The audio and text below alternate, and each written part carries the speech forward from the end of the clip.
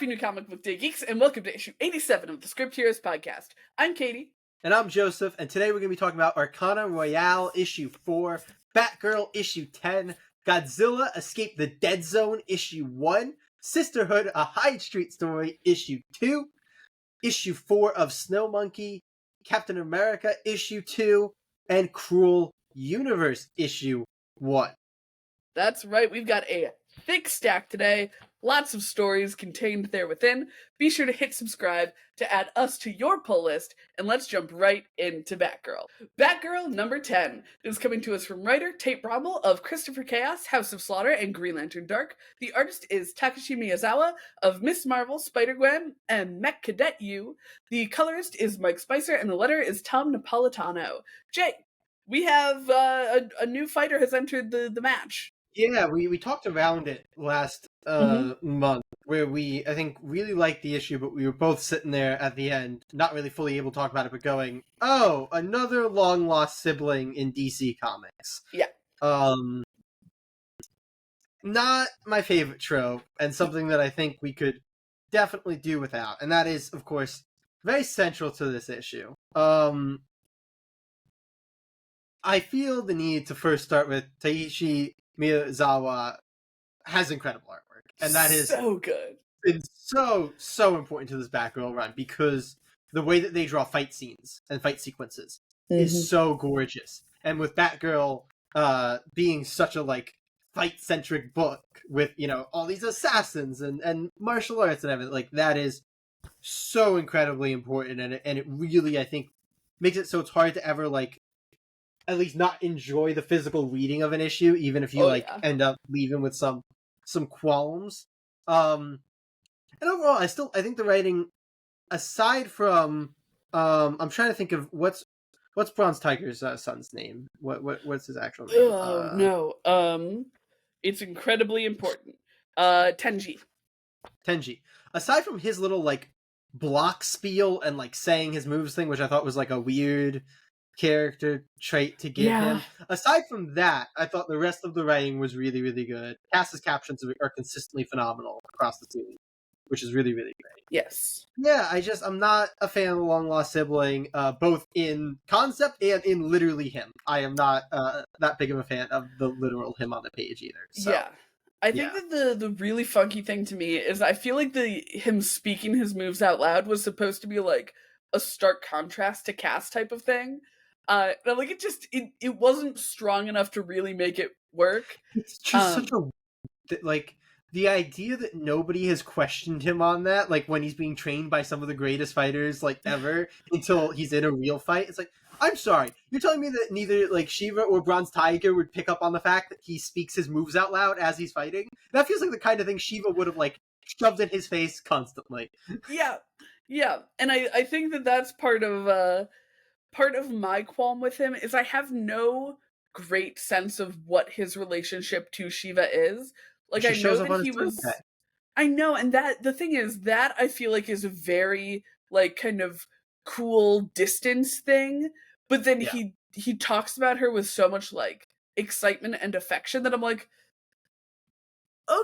so, why does he feel so positively about her? I know that it's because he's been lied to with these stories about her being a great hero, but I'm I don't know, the relationship between him and Shiva didn't quite read to me, where I'm okay, it's so important that he is her son, but I don't feel I get a real sense of where his sense of, connection came from, which I think made his existence even more questionable. I'm I would almost get it if it was oh, when she was here, she's super affectionate with him, and Cass did not get any of that or anything.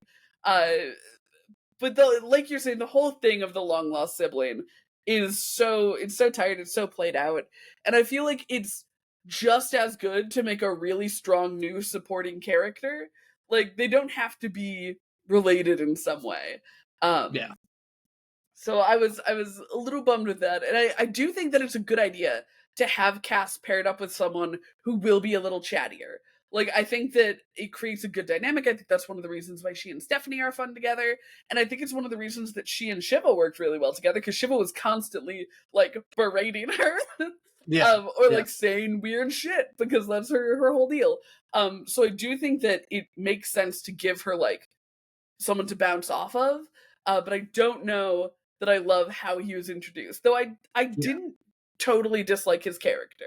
I think that his personality was a little fun. Like he's very kind of gung ho and like stupid.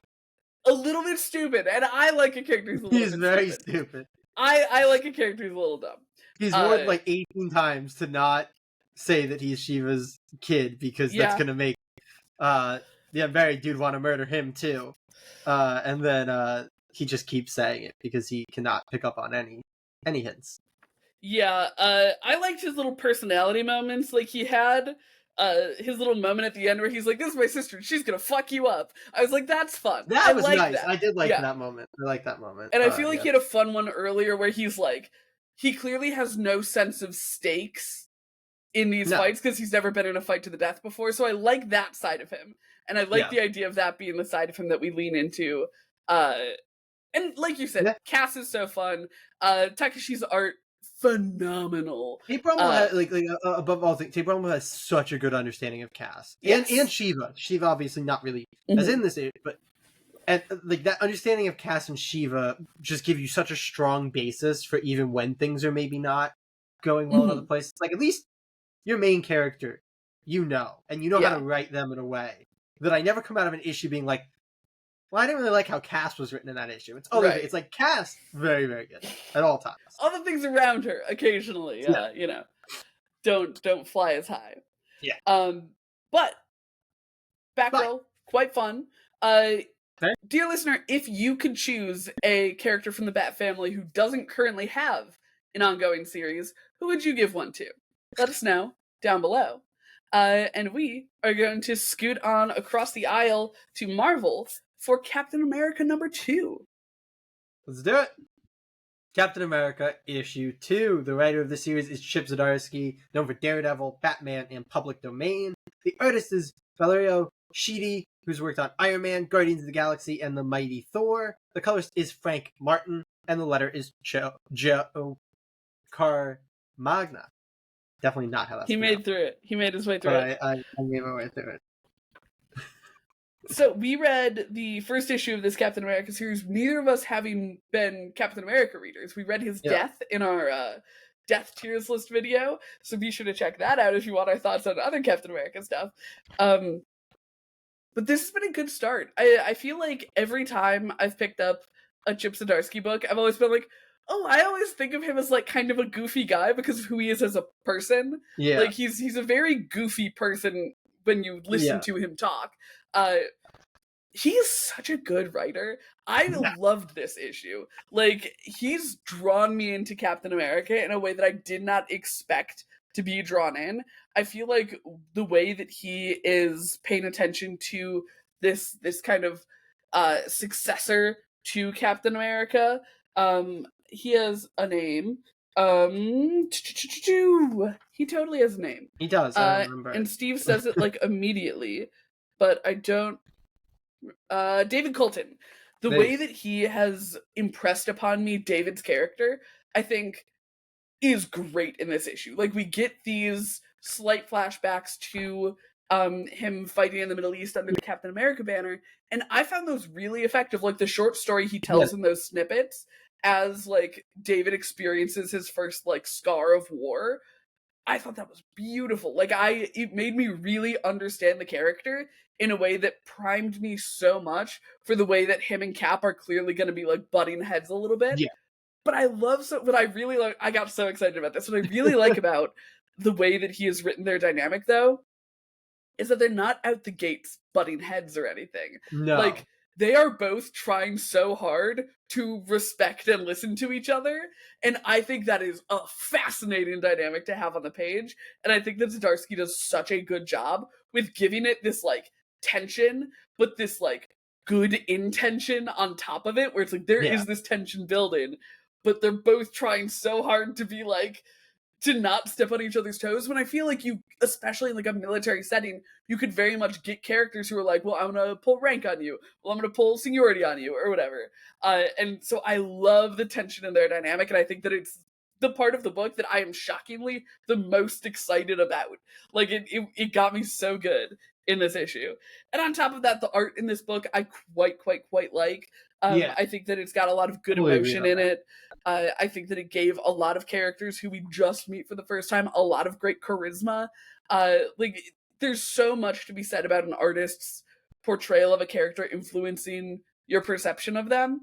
And I feel like the way that he drew the rebels in this book, and the way that Zdarsky introduced them as well, like with a little bit of a goof, it was so effective for me.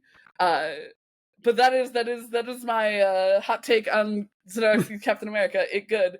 Jay, how'd you feel? Yeah, I want to hit on, because I agree with what you're saying about the Captain America relationships. My big gripe with the book is actually that we just kind of jumped into them already being like working together on that mission. Like, we had the setup of the new Captain America at the end of the last issue, or either intercut in the last issue. I can't remember where it was placed. I think it was the big cliffhanger. Yeah. And then we kind of just jumped to him like being Captain America and Cap like interacting with him here. I kind of wanted like a more, I don't know, like Cap learning that there's another Captain America. Like, I feel like we missed some good moments that should have happened before where we jumped in here. So I feel like we missed out on a little bit.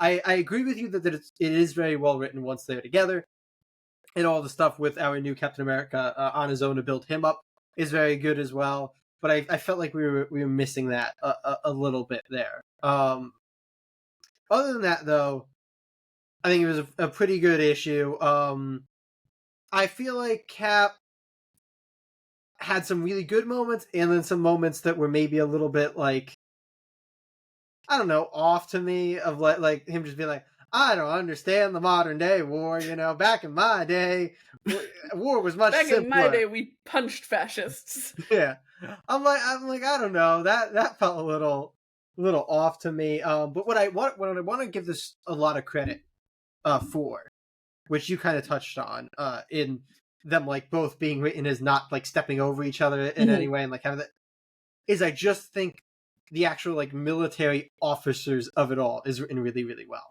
Because I feel like for some reason, especially superhero comic book writers tend to really struggle to write military as anything other than just like evil, power hungry, I'm gonna step over everybody and, you know, order everybody around type military. You know, I feel like that's the only military personality we tend to get in superhero comics.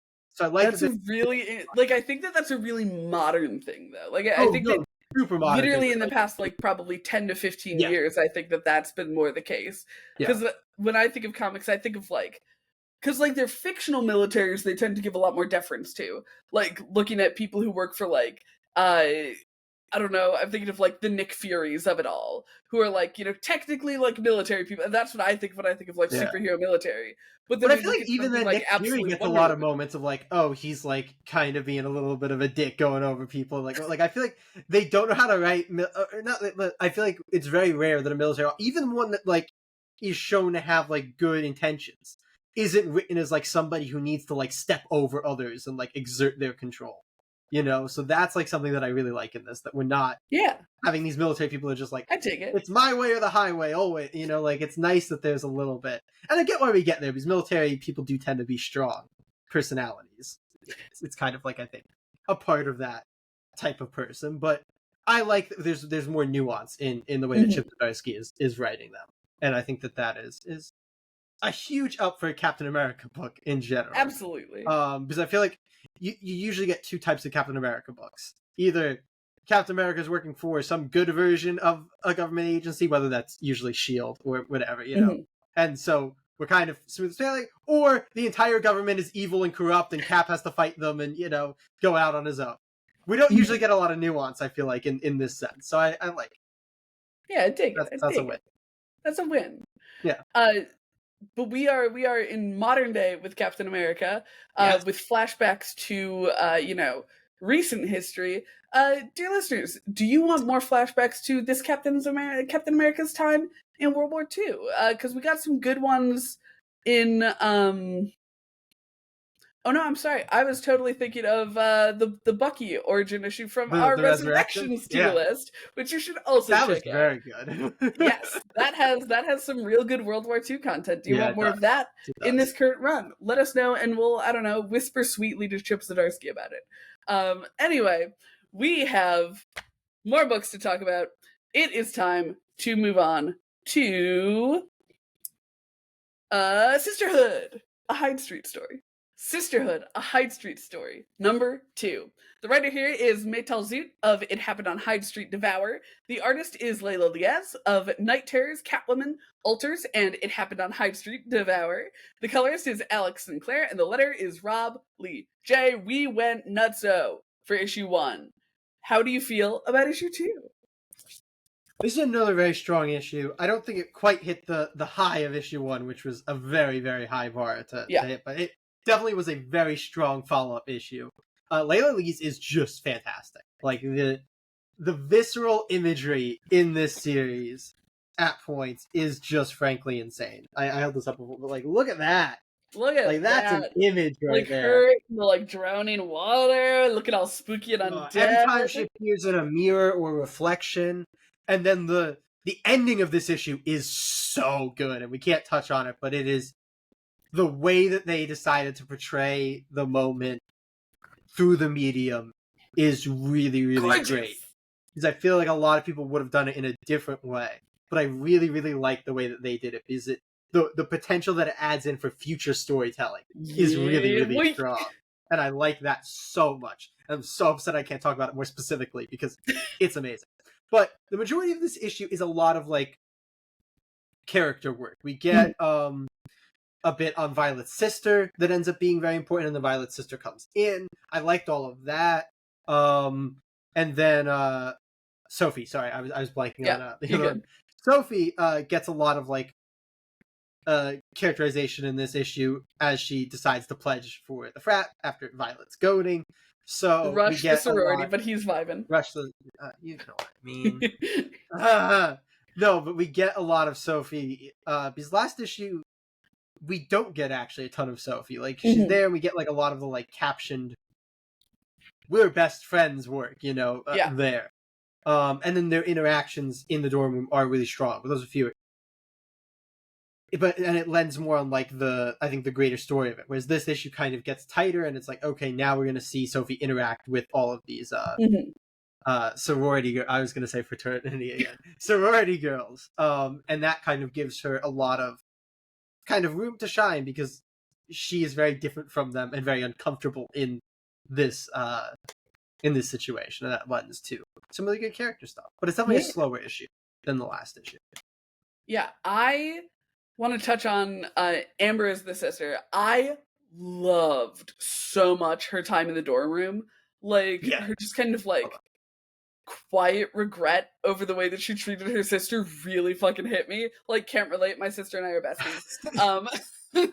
But also the contrast, because like her moments are quiet, and then you have the contrast of the mirror Violet yelling at Sophie, having such big emotions. And that was what I wanted to touch on, is the way that was, because we get to the end of last issue and we see that Violet is back, and it's like, oh, exciting, and you don't quite know what direction that's gonna go.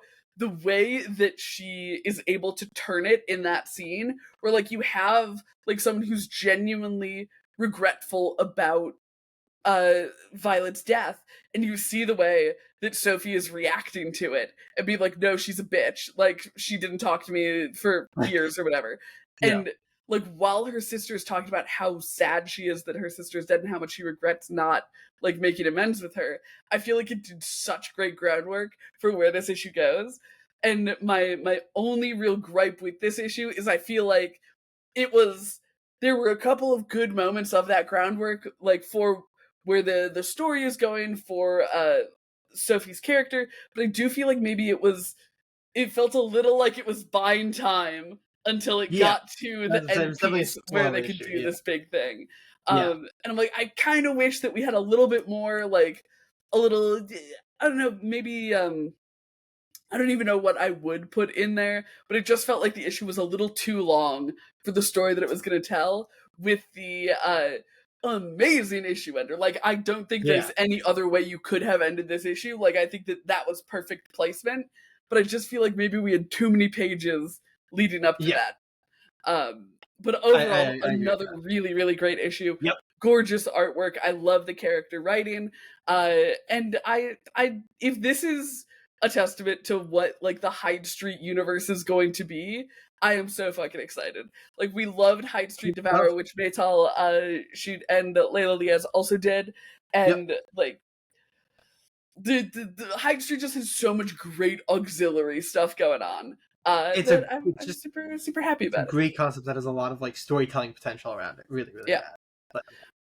But dear listeners, if you are also reading Hyde Street as well as Sisterhood, tell me, how much of that Hyde Street universe do you want brought in? Do you want an explanation of Sophie going to, or of Violet going to Hyde Street, or do you want this to kind of exist in that universe but not really touch on the mainline stuff very much? Let us know down below, because I am curious about how y'all feel. And we are going to move right along to talk about the conclusion of Arcana Royale. Arcana Royale issue 4. The writer of the series is Cullen Bunn, who's worked on Sinestro, Magneto, and The Sixth Gun. The artist is A.C. Zamudio, who's worked on The Sixth Gun, Valley of Death, The Remains, and Shadow Roads. The colorist is Bill Crabtree, and the letter is Josh Reed. Katie, we were big fans of issue 3. Yeah. Things really kind of hit the fan. There was a good cliffhanger there. Oh, yeah. How do you feel about issue 4? I do feel I have to address it right off the bat. I don't think it delivered on the cliffhanger. Like, we resolved that pretty quick, and I'm kind of bummed about that. But it is resolved gorgeously. Like, I loved the little beats that happened within the resolution. I like the way that Hudson feels like she has like a sense of power in this resolution. Like, the fact that it feels like something I should talk around because it feels like such a big moment, but it's literally within the first like 2 pages. She just fully decks this woman. Like, this lady's like, I'm gonna use magic to make a blood clone of you, and Hudson's like, bet, fist to face. And like, that's pretty darn good. Like, you'll love to see that type of thing. And I think that it was really great for Hudson, where like her strength is that she is not this, you know, above it all extraplanar being, and that her strength is like her humanity. And I feel like punching a magic user in the face is like a really good physical manifestation of that. So it didn't resolve super great on the cliffhanger because it was just so quick. I really liked the resolution. And I loved her blood clone like coming at her with the knife and then falling apart. Oh my god. Like, A.C. Zamudio killed it with that art. blood clone. Absolutely love. Oh my god. And like the way that Zamudio does, so good, like so tragic looking. And I love the way that Zamudio does the like passage of time through the card games, because I think that the card it's hard to make a card game look interesting, right? And I think that these like big kind of 2-page spreads that kind of like montage through it are a really great way to move through those to then get us to these like higher tension character moments. I unfortunately felt like I lost a little bit of the tension at the climax of the book. Like, the big final showdown happens like 2 or 3 pages after the centerfold, and I'm like, oh no, we have too much room left. What happened? And then we get this kind of long afterwards that I don't think really delivered for me on what I was hoping for the end of this book. And I'm like, I wish a little bit that we maybe extended out the actual like big resolution to the main conflict of this series. Rather than getting all this extra stuff at the end. Or even just like spreading out that big resolution of the cliffhanger and giving like 2 big beats in this final issue. I just feel like it didn't feel like an epic conclusion to follow the epic 3rd issue. I agree with that. I've said this about a few different books or miniseries that we've read, especially miniseries. I don't like endings that have big like aftermath, because it just tends to feel like the ending is rushed. So that is a slight gripe that I hate here. I I don't know if it's just like for like, oh, there's gonna be another, or if it is a literal like setup for volume 2, but there is like a very much like, oh, we're gonna kind of set up another thing. Yeah. And that, I think, detracts a little bit from the ending here, because it means instead of like really dealing with resolving Hudson. Yeah, kind of Hudson's character arc, you know, like that. I guess that's the best way to put it. I was thinking like, it's essentially resolving, instead of resolving Hudson's character arc, we instead kind of set it up to continue in a potential another thing, which I think does a little bit of a disservice to the series. Yeah. But yeah, AC Zamudio just does some really, really gorgeous things that I think help to give you kind of a bit of satisfaction in some of these big moments in this issue. It's gorgeous. It's really incredible. It looks so good. But yeah, I think that I think that there's maybe is a little bit of it not quite living up to the build. You know, like it wasn't like that level of climax that I think you would have wanted. Fully agree. But dear readers, if you've been reading Arcana Royale along with us, what do you think the rules to the card game are? Because I would personally love to ask Cullen Bunn if he has an actual game that we can play with tarot cards. Whether or not that will impact the fate of the mortal world, who's to say? Who's to say? But we have a few more books to talk about. We are going to keep on rolling over to Godzilla, Escape the Dead Zone. Godzilla, Escape the Dead Zone. This comes to us from writers Ethan S. Parker and Griffin Sheridan of Kill Your Darlings, Blinking You'll Miss It, and Marvel Zombies. The artist is Pablo Tunica of Teenage Mutant Ninja Turtles and TMNT Universe, and the letter is Nathan Wittick. Jay, I think this is the book that we were most excited about from the Godzilla Free Comic Book Day. Yeah, I believe so, yeah. Starship Godzilla also had me quite hyped. Yes. But yeah, I think this was the one that... Did this live up to our expectations? Yeah. I thought this was a very strong first issue. Pablo Tunica was, like, I think the big appealing factor from that Free Comic Book Day issue. And that continues here. This is a gorgeous book with such a distinctive style and visual identity. And I feel like this issue, it's so different. And I'm not talking because it is very different genre-wise. But I'm not talking genre-wise. What I'm saying, it's so different from the normal Godzilla #1 that we read a week or two ago. In, like, what it does as a first issue. You know, like, that book was like, okay, here are the characters. We're going to kind of get you very comfortable with each of these characters so then we can tell a story. This isn't really that. This isn't really an issue that's like, okay, we're going to... is his name the Wanderer? Is that the name of the yeah. As it says, that's the only character we really get anything. There you go. But even then, it's not like this issue's about introducing us to the Wanderer, really. It's more about introducing us to the world. Yeah. Which is like a really interesting thing to do. It's like, okay, here's what the Dead Zone is. Here's how people in the Dead Zone react. Here's like kind of the myth of the Wanderer and how other people feel about the Wanderer. And then kind of on the very, like, maybe back third of this issue, it's like, okay, now you're really going to follow the Wanderer. And then we get the big cliffhanger that's crazy at the end of the issue. Which I think is, like, setting up the premise and plot, the perhaps that's going to actually go on. So it's mainly saying a vibes issue is maybe not fully true because it is, like, a very well constructed issue too. Like, a lot of the writing is really, really good, but it's not an issue that's like, okay. Issue. Yeah, it's a world building issue. It's a here's the world, buy into the world issue. And I think that in terms of that kind of issue, it's very easy to deliver an issue where you kind of come away being like, I don't know that I got my money's worth, or I don't know that I really care about this series yet. It's like, kind of cool, but I don't care about the characters or whatever. This is, like, I think, the perfect exemplification of how you do that. I am so bought into this world. I'm like, that is rad. I think this is super, super cool. I think that the characters in the Dead Zone are, like, so delightfully weird and, you know, unique. So I am so excited for more of this. And the Kaisai era is just so, I think, inviting to new Godzilla fans. So, yeah, this was a very strong first issue, in my opinion. Fully agree. I don't know how much Godzilla media leans into the, like, what's happening on the boots on the ground part of the world in a, like, post-kaiju world, but that is so fascinating to me. Like, it's so... I love, like, a really unique apocalypse, you know? Like, I don't know what cause the end of the world, but like there are weird things happening. And this is such a good example of that, where it's like, oh yeah, yes, there are these like larger than God forces at work in these kaiju, and like yes, they are just showing up places. Like you got to be on the lookout for them. But also, it creates such like a really unique feeling world. In like, okay, we have like a little bit of mutation. We have a lot of like scavenging vibes.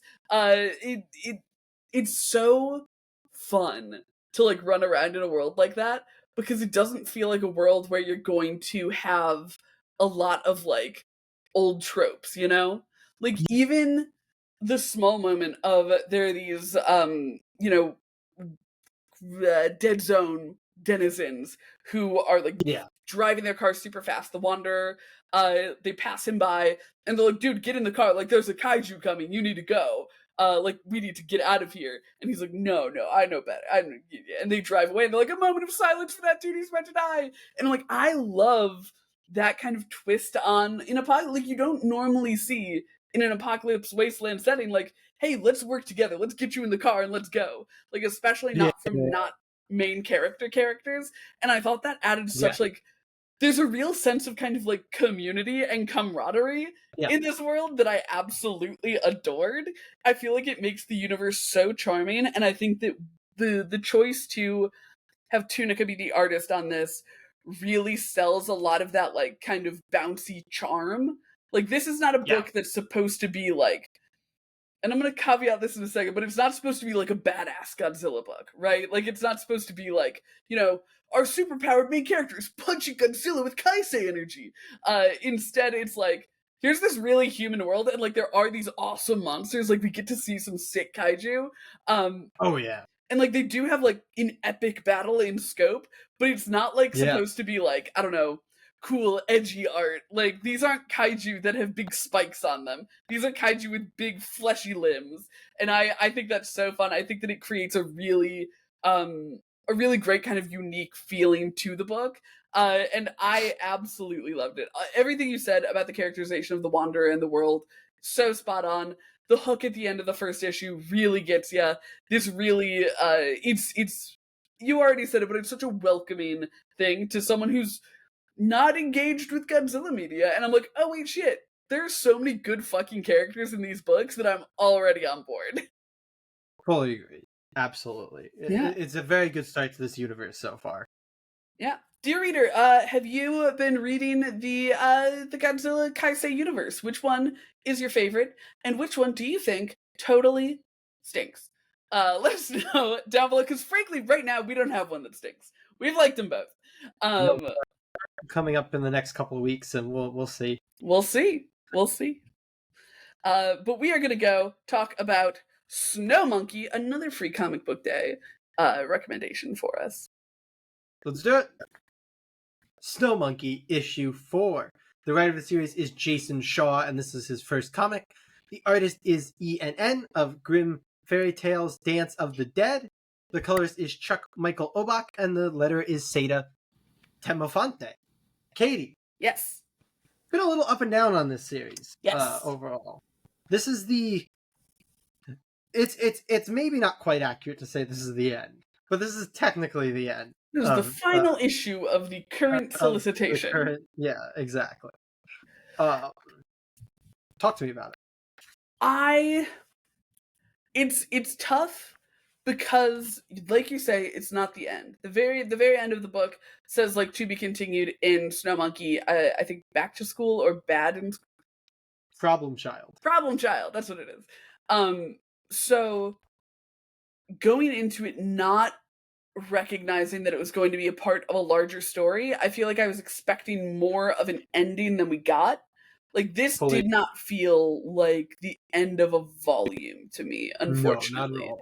Like I think we mentioned it in the last issue where it's like, okay, I feel like we're not getting to her taking her father down. And so like it's not a surprise that we didn't get to that, but I did find that it felt almost like this issue was almost exclusively a hype up to the next arc as opposed to a finish of this arc. And if like we had gotten some sort of satisfying arc conclusion in the last issue or something, I think I'd be more forgiving of that. But in the context of this being like the finale of the arc, or the finale of what's being published on a month-to-month basis, I'm left feeling, I'm trying to think of another term other than blue-balled, but I feel kind of blue-balled by the end of it, where I'm like, oh, we're waiting for more, but more's not coming imminently, and like it was billed as a 4-issue miniseries, so I feel like it reminds me of how you felt at the end of one of my personal favorite books, Chicken Devil, where it's like, oh, we get to the end of it, and it doesn't necessarily feel like totally the end. So I think that was something that really, it kind of drained me on this issue, where it's like, oh wait, we're done with it. I like the pieces that are going on.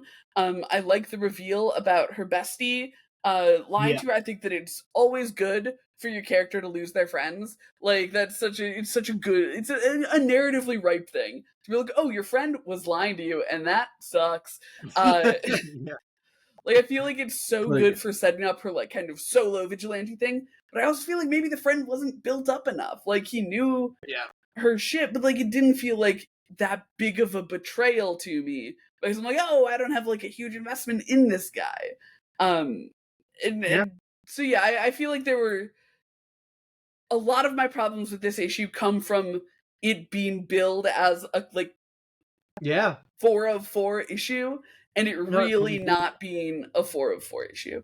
It's because you mentioned feels, and I feel like you sometimes get a comic where it's like, well, they were clearly trying to set up volume 2 more than they were worried about finishing this volume. This one is actually like so far that way that I'm like, it's not even that they were more concerned about volume 2, it's that they didn't finish anything. Like there was no ending of any sort of arc. There was no anything. Like this doesn't feel like, oh, it's an end of an arc, but it's very concerned about setting up the next arc. So I'd be okay if we were going straight into the next. It's like this does not feel like the end of an arc at all. This feels like the halfway point of an arc or something like that. Like it does not feel. Like this could be in issue 1. Like this whole arc could have been in issue 1. Yeah, I agree. But like you said, like there's a lot of really great conceptual stuff in here. Betrayal of a Friend is really cool. A lot of like we get more like looming father stuff, which is really good to like build towards the actual a payoff. But yeah, there's just no real payoff in this issue. And like I said, I don't know how we expect them to be, because it was like, okay, either she beats her father, which would be way too fast, or there's just no resolution, because they didn't really set up a secondary thing to be like the first arc goal, you know? Like even the redhead girl wasn't like an arc 1 villain or anything. And the way that she's resolved is also not something that Snow Monkey does. Like it's just like a passive thing. Yeah, and she's also like set up as much more of a, like a, oh, what's her deal type rather than like a strong antagonist that we're like waiting to see defeated. It's much more of like, oh, I'm waiting to see what this character's deal is, rather than like I want to see them taken down, So yeah, it's a book I think that has a lot of potential, and maybe they'll get there in volume 2, but yeah, this as a mini series I think needed to do more to have full arcs. And it didn't quite get there here.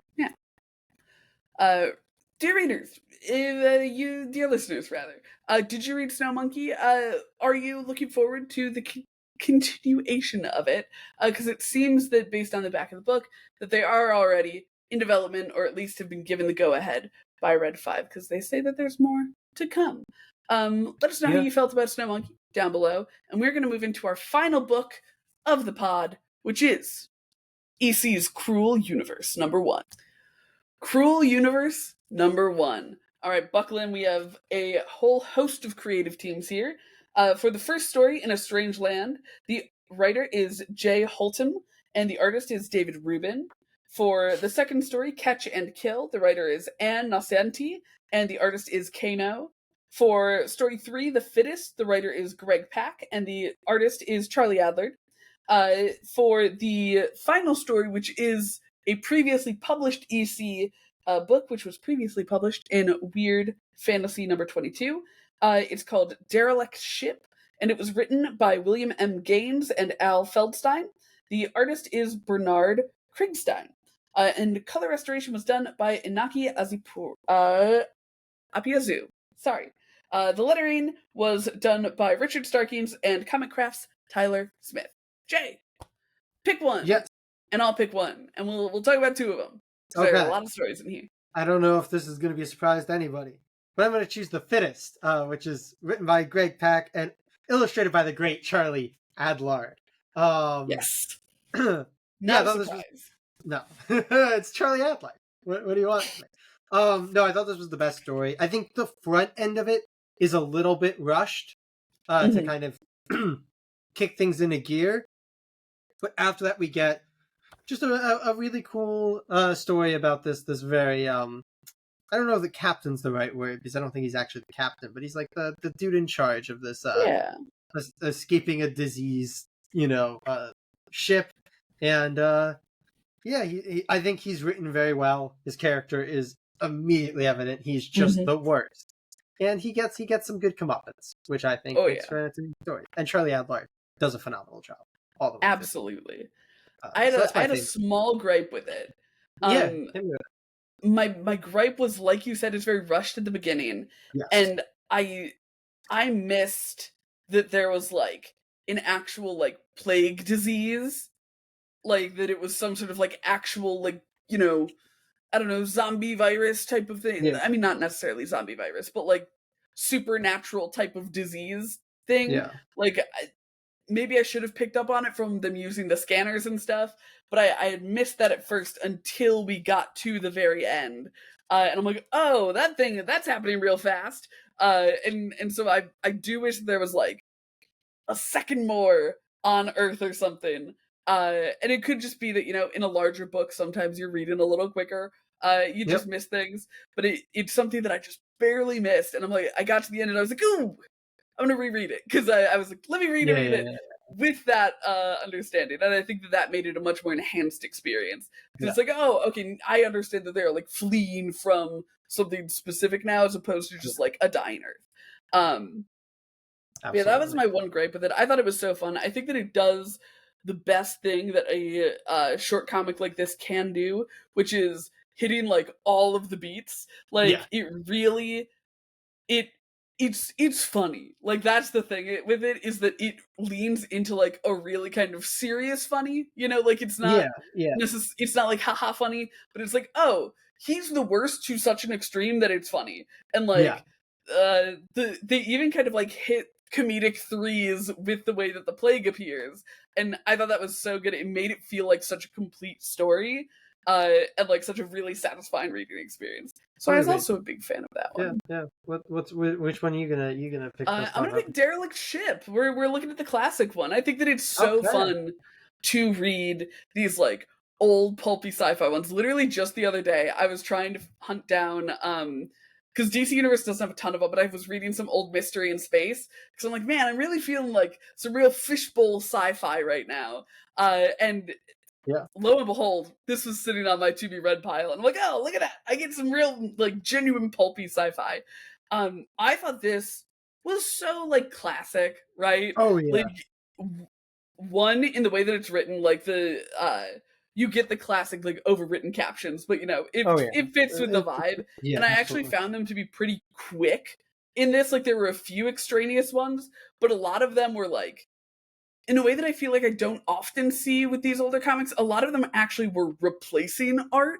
So they were like really kind of efficient captions, where it's like, okay, we don't actually have to see that thing happen because we had that little line that said it happened, which surprised me because I always think of over captioning as like, oh, it's like clogging everything up. It's just repeating what's in the art. So I was really pleasantly surprised to see that done kind of well, actually, in some places. In other places, it is just, all over the place. But I loved the structure of this story. Like, we start with the captain, who's like, we're focused on him. And then I loved so much going into the log of the captain of this derelict ship and getting to see that play out as well. I feel like that worked so well in the short story format and then having them come together at the end. I was really delighted by that. I also think it was like delightfully campy and like I think it's very classic-y, like Silver Age-y sci-fi. Yeah, what did they call the because it was so funny. The the anti-democrats and hate mongers and totalitarianists. Yeah. And like that's it's so I don't know, it's just fun to like I don't know, have these things portrayed as just like wholly evil. And it's like, yeah, that's fun. We love black and white. We love like this return to classic vibes. And I think that that's what this book does really well with bringing those classics back. Yeah. No, I agree. I'm glad you got to talk about this because I wanted to mention that this is illustrated by Bernard Krigstein, who's like one of the most important and greatest artists in comic book history. So that's a cool one. He was the creator of, in my opinion, the greatest anthology story of all time, which is Master Race from EC's Impact, which is not this story, but a story that Bernard Krigstein did. I'm trying to think. I think I know that one, but we'll download it. It's one of it's one of the most famous short stories in comics. Because it's incredible. So when I saw Bernard Krigstein's name on this, I was like, oh, that's really rad. And he does a phenomenal job with that like sci-fi. I say it's weird to say with that sci-fi with that Silver Age sci-fi aesthetic because like obviously at the time that wasn't aesthetic. Like they weren't doing like but I think that Bernard Krigstein does such a phenomenal fundamental pillar of that aesthetic. Yeah, exactly. Does such a great job with it. Like does a lot of in like very Bernard Krigstein like unique things, which for the time you don't see stuff kind of as crazy as that, all that often. So yeah, that was really, really rad. I think that it's like you said, it's just kind of like can't be very black and white, like it's just got that good like classic sci-fi feel, which is something that I really enjoy. So I'm glad that's the other one that you should talk about because it's very fun. And I'm glad they keep doing these throwbacks in these. Right? I feel like it makes the issues feel really like it's such a weird thing to say, but it feels like really valuable to me to be picking up the issue because like you get so much stuff you can like get online and stuff, but it feels so right to like hold this and read it, and it feels like such like an artifact. And I stopped mentioning it because you used to make fun of me for mentioning it all the time, but it feels like a good value for your money in terms of like the amount of comic that you're getting, because this is just a $5 book and you're getting like a bunch of stories, and because you get like the old like it's a thick book, and like obviously reprinting a story instead of paying for a new story probably helps that be lets you do that thing. So yeah, I'm a big fan of what they're doing like format wise with that and doing the throwback story in every one of these. Me too. Fun times. But we it's time to pick the funnest of times. It is time. Of the week. Do you have a pick? Because it is time for the pull list rec. If that was not abundantly clear, I'm pretty tossed up. Me too. So I would love if you would pick. Feel like I normally pick first in these situations, so I'm putting the burden on you this time. Okay. I'm going to go with Godzilla Escape the Dead Zone. It is, it's a good first issue. It just feels really good. And when I'm tossed up, I tend to go with the first issue because, that's so fair. It's a good inviting thing. And I think that very few people would be disappointed in picking up the first issue of Godzilla Escape the Dead Zone. So this is my pull list recommendation. And Katie, it's time for yours. So that did help, but I was tossed up between three. So it only helped a little bit. Fuck it. I wouldn't have thought this was going to be my pick before we started talking about the books, but then I got really excited while talking about it. So I'm going to give it to Captain America #2. Like, I didn't realize how much I enjoyed this issue until I started talking about it and was just really... I think you could probably tell when I was talking about that I was surprised by how excited I was. It's a very good issue too. So on that note, pick up Captain America 2 and Godzilla Escape the Dead Zone issue 1. And if anything else in today's episode sounded interesting to you, you can pick that up as well. But speaking of things to pick up, what are we picking up for next week's episode, Katie? All right, it's Batman week, baby. Literally all of our books start with B next week. I just saw that on the doc, and that just feels significant. We are going to be talking about Batman and Robin #24, which I believe might finally be the end. It of is. It's the the end of the arc. Memento saga. Yeah. Yeah. Oh my god, it's been so long. We're also going to be talking about Batman Dark Patterns, number 9. We're going to be talking about Blood and Thunder, number 4. We're going to be talking about Bug Wars, number 6, which is deeply, unfortunately, the last in that volume. Yeah. But I believe, if I remember rightly, there is room for the swarm to continue. I think so. And then we're also going to be talking about the last in the series Buried Long, Long Ago, which we've been absolutely loving. So Yeah. a lot of good stuff next week. But Jay, what is already posted on the channel for everyone to see and enjoy? Well, this past week we uploaded our Absolute Month 10 episode. And in that video, we are doing a giveaway of that Absolute Batman first printing issue 1 that Katie's holding up right there. So if you want a chance to win that, go watch our Absolute DC Universe Month 10 video. Yes, but instructions on the giveaway are at the end of the video. Yes. But if that giveaway doesn't sound your style, we've got another one coming up this weekend with our other new video, which is an interview with Batman Dark Patterns writer Dan Waters. Yes. Also importantly, current Nightwing writer, and that is what the giveaway is going to be focused on. We're going to be giving away a copy of the first volume of Dan's run on Nightwing. So it's get on with the show, right? That's what it's on called. with the show. That is what it is. So we'll be giving away a sweet new copy of that. So be sure to tune in for that and all the other content we have here on the channel. A lot of good stuff. And subscribe to the channel so that you'll get notifications and recommendations when those new videos go up, so you won't miss the giveaway. But that's all we have for you guys this week. So as always, we hope to see you next week. Comic Geeks!